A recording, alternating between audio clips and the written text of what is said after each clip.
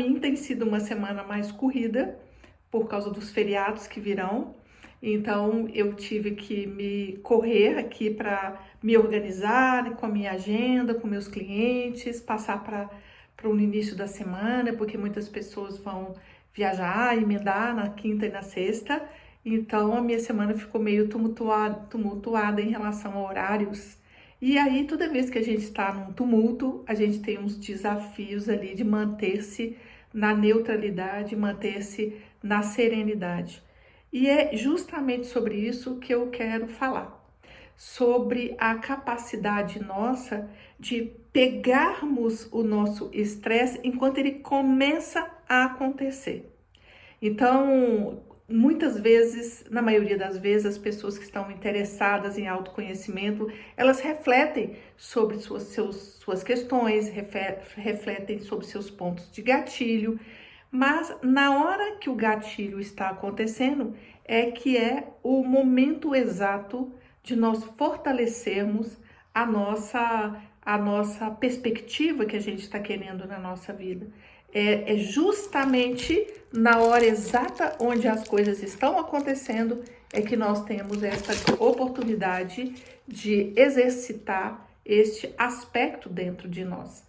Então, qualquer que seja ele. Então, por exemplo, alguns anos da minha vida eu trabalhei muito com pessoas tímidas, com dificuldade de se colocarem, não apenas em palestras e situações, mas no tímido em geral tem uma fobia social.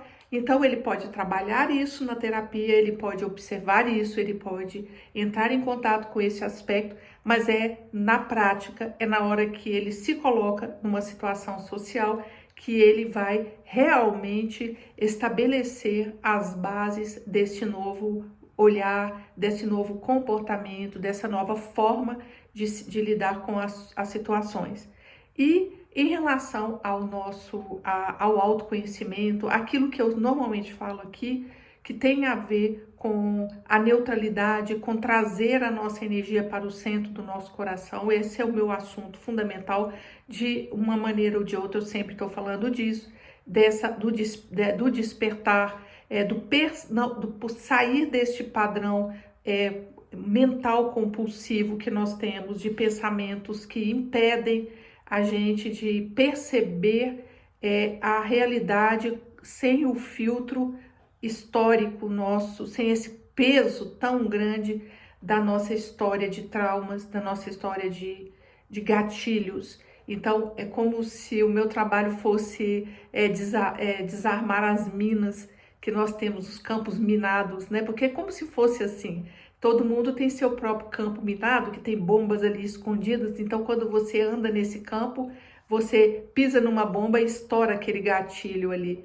E é isso que acontece conosco. A gente é sempre gatilhado por alguma situação. E seja de medo, seja de raiva. Então, de repente, a gente está explodindo com alguém porque gatilhou alguma questão nossa que não tem a ver com aquela situação. E ali nós vamos perpetuando os nossos vícios comportamentais, vamos perpetuando as nossas quedas de energia, que no Mahalela é representado pelas serpentes. A gente vai perpetuando isso e entrando em padrões de repetição que são recorrentes e que aí eles vão se fortalecendo em vez de diminuindo. Mas a grande questão é você pegar no pulo a sua tendência de fazer de determinada maneira. Então, aquela tendência, quando a gente consegue observá-la primeiro, então assim, tudo tem um processo. E o primeiro processo é dar-se conta de que você tem um padrão de repetição. Porque isso já é um passo enorme, porque muitas pessoas sequer se dão conta de que tem, por exemplo, uma estrutura de raiva dentro delas e que qualquer coisinha ela está explodindo e que a vida dela é contaminada por uma lente raivosa, como se fosse uma emoção de fundo. Então tá sempre com raiva, estão sempre reagindo à vida com raiva, seja um vídeo que a pessoa posta, que ela vê no Instagram, ela vê na rede social e aquilo desperta uma raiva. Outras pessoas estão sempre com medo. Então, o que ela percebe sempre da realidade é um medo. Então, outras pessoas estão sempre com uma preocupação com a própria imagem o tempo inteiro, o que fulano pensa de mim, o que não pensa. Então, é um pano de fundo. A gente tem que perceber este padrão de fundo que nós temos, porque ele, na interação com a vida, ele é constantemente gatilhado. Então, o primeiro passo desse processo é perceber que você tem um padrão de gatilhos internos que vão acionar determinados comportamentos automáticos. Então, se a gente nem se percebe nisso, nem percebe isso, então ali, beleza, você está totalmente inconsciente. Então, já é um outro estágio, nem estou falando de um estágio de autoconhecimento. Aí, normalmente, o que acontece é que as pessoas te apontam isso. Então, as pessoas é que falam para você, olha só, você está... reagem ao seu jeito. Então, o que acontece é que a gente, na inconsciência total do nosso padrão, as pessoas, elas mostram isso pra gente e a gente se sente ainda muito vítima. Por quê? Por que tô sempre atraindo pessoas agressivas pra minha vida? Por exemplo, esse é uma queixa. Por que sempre eu atraio pessoas agressivas? Agora, a pergunta é, como que eu reajo a essa agressão? Você acha será que eu também não sou agressivo nas minhas respostas? Será que eu também não sou muito raivosa, muito reativa ao que vem de fora? Porque, na verdade, todo mundo tem essa grande pergunta. Quem que nasceu primeiro, o ovo ou a galinha? Então, o ponto deste padrão, do nosso padrão, é que ele sempre tem um início, ele tem um jeito de reagir, mas quem que nasce primeiro? Um ou outro? Então, essas histórias, elas já se perdem lá no nosso passado, a gente nem sabe quem começa. O ponto, isso não é o interessante, isso não é o principal de observar quando a gente está se observando. Quando nós estamos nos observando, a gente tem que observar que algum padrão se repete. Eu preciso ver o padrão como um todo? Então, ele se repete, mas o que eu preciso observar? É como o que eu sinto em relação a isso, as emoções que estão gatilhadas dentro de mim. Que é aí que eu começo, não é que o outro que está fazendo comigo, mas como é que eu estou diante disso. Então, o que nós temos que observar é o meu jeito diante disso. Então, a gente começa nessa padrão de autoobservação. Então, nós começamos a perceber os nossos gatilhos.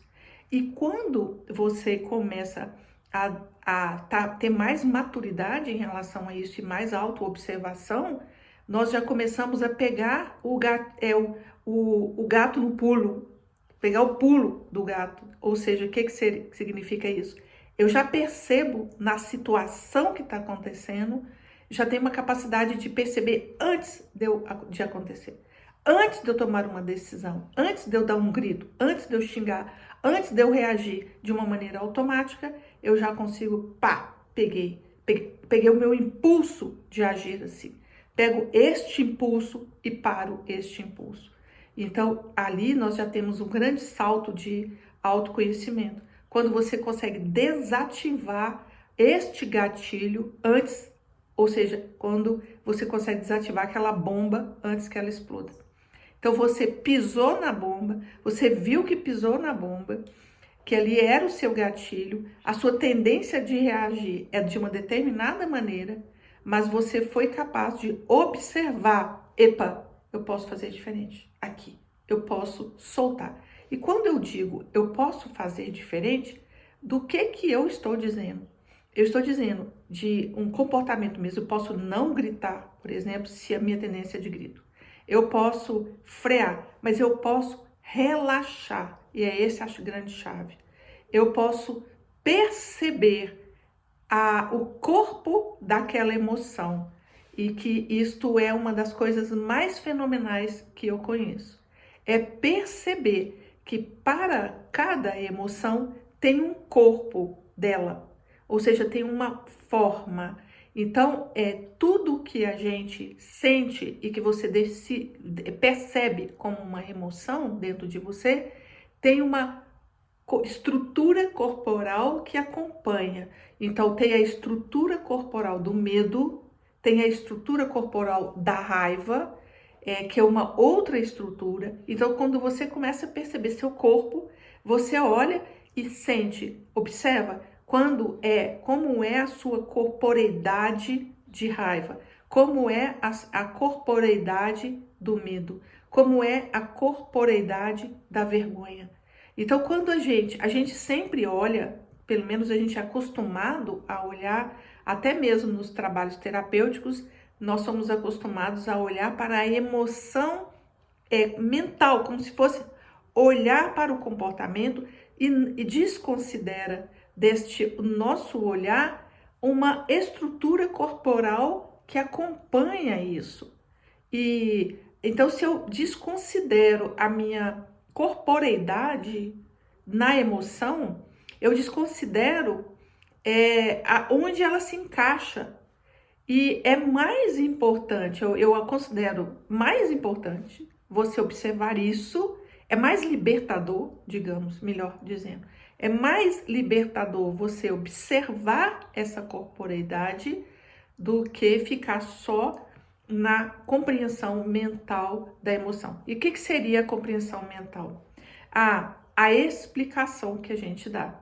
Então, vamos imaginar aqui que vamos dar um exemplo meu mesmo. Então, hoje é uma semana que eu estou muito ocupada. Então, quando eu amanheci, eu falei assim, nossa, eu tenho 1000 coisas para fazer, eu tenho que fazer isso, tenho que tomar umas decisões e não sei o quê. E ali, imediatamente, eu tensionei o meu corpo. Então, eu não levantei relaxada, eu levantei mais tensa.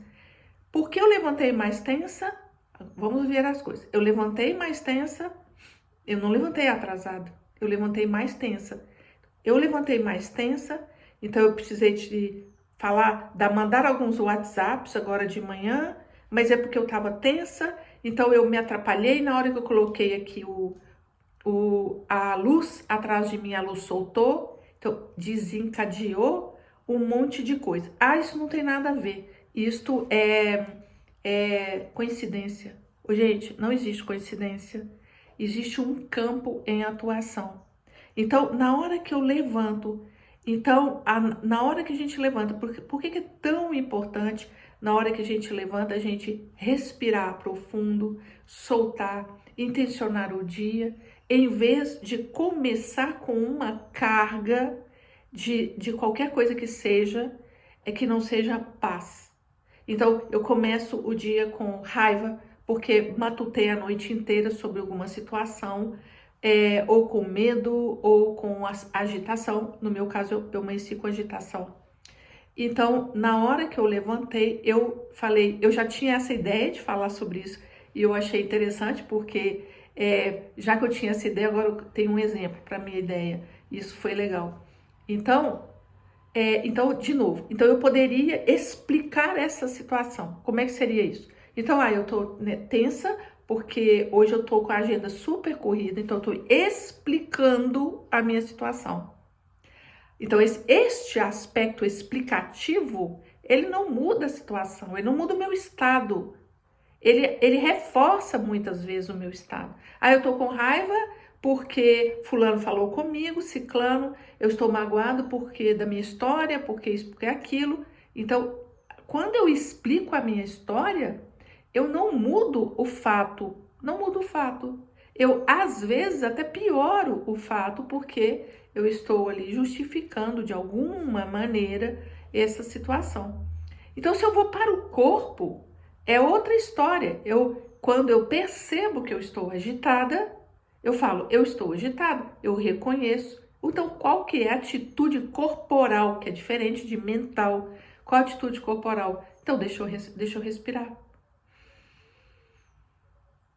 Mas para fazer isso, eu preciso confiar que ao chegar nesse estado corporal, ele é mais favorável do que o estado agitado. Então, por que a gente mantém um estado agitado? É como se lá no fundo a gente acreditasse que o estado agitado fosse mais eficiente que o estado tranquilo, que a mesa bagunçada ela fosse mais efetiva ou mais eficiente do que uma mesa organizada, do que a pressa ela é melhor em relação a uma coisa mais presente. Então, muitas pessoas falam a pressa, né? Se eu fazer com pressa, eu vou conseguir ganhar, correr atrás do tempo. Não é a pressa que faz você ficar eficiente, é a presença que faz você ficar mais eficiente. O estado de presença, sim, ele traz mais eficiência, mas não é o estado de agitação, é o estado de presença. Quando eu estou presente, nós tendemos a não ter retrabalho, a ter uma concentração, a ter as coisas se organizam melhor dentro da sua mente. Então a gente não fica atrapalhado pela enxurrada de pensamentos quando nós estamos mais presentes. Então, nós precisamos, então, no momento em que você percebe que você está em cima dessa bomba, desse campo minado, que são os nossos gatilhos, ser capaz de parar e respirar. Ser capaz de observar. Estou gatilhado, estou com medo, estou com raiva, estou agitado, estou ansioso. Não importa o que. Estou excessivamente preocupado com o que o outro vai pensar de mim. Estou com medo de ofender. Estou com medo de causar determinadas situações, que é quando a gente está muito preocupado com o outro. Estou me sentindo muito culpado, que são esses blocos de emoções que a gente costuma vibrar. Então, nessas situações, não adianta você ir para a mente e ali explicar, justificar, colocar A, colocar B, soma, diminui. Não, não é isso que você precisa fazer. Você precisa parar um pouco, relaxar. Sentir o seu coração. Esta é a ferramenta mais eficiente, essa é a chave mais poderosa que está acessível a todos nós. Nós temos acesso a isso. Todos nós temos acesso a uma inspiração profunda, a um segundo, a 2 segundos de inspiração profunda e dar-se conta do seu estado de uma maneira corporal. Dar-se conta dele corporalmente é uma grande, imensa chave de autoconhecimento que a gente deveria colocar sempre em prática. Lembrar dela.